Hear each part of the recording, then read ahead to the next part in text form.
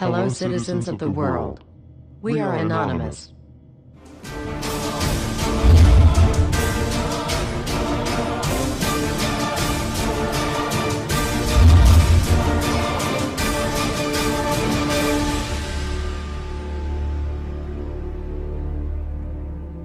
Dear brothers and sisters, now is the time to open your eyes. In a stunning move that has civil libertarians stuttering with disbelief, the U.S. Senate has just passed a bill that effectively ends the Bill of Rights in America. The National Defense Authorization Act is being called the most traitorous act ever witnessed in the Senate, and the language of the bill is cleverly designed to make you think it doesn't apply to Americans. But toward the end of the bill, it essentially says it can apply to Americans if we want it to. Bill summary and status. 112th Congress, 2011 to 2012, S. 1867. Latest title, National Defense Authorization Act 4. This bill, passed late last night in a 93-7 vote, declares the entire USA to be a battleground upon which U.S. military forces can operate with impunity, overriding posse comitatus and granting the military the unchecked power to arrest, detain, interrogate and even assassinate U.S. citizens with impunity. Even Wired magazine was outraged at this bill, reporting, Senate wants the military to lock you up without trial. The detention mandate to use indefinite military detention in terrorism cases isn't limited to foreigners. It's confusing, because two different sections of the bill seem to contradict each other.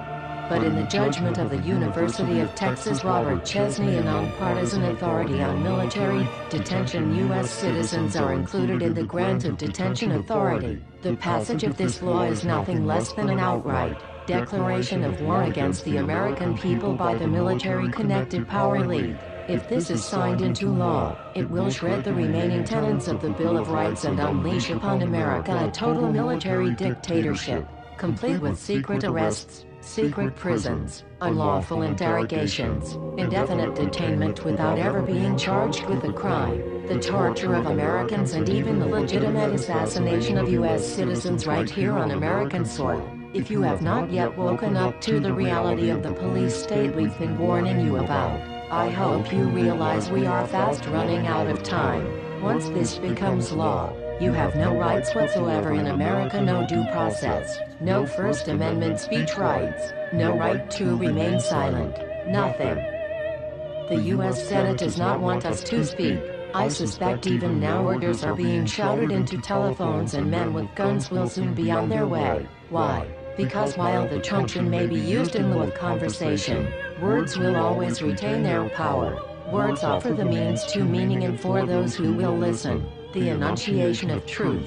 And the truth is, there is something terribly wrong with this country, isn't there? Cruelty and injustice, intolerance and oppression, and where once you had the freedom to object, to think and speak as you saw fit, you now have censors and systems of surveillance coercing your conformity and soliciting your submission.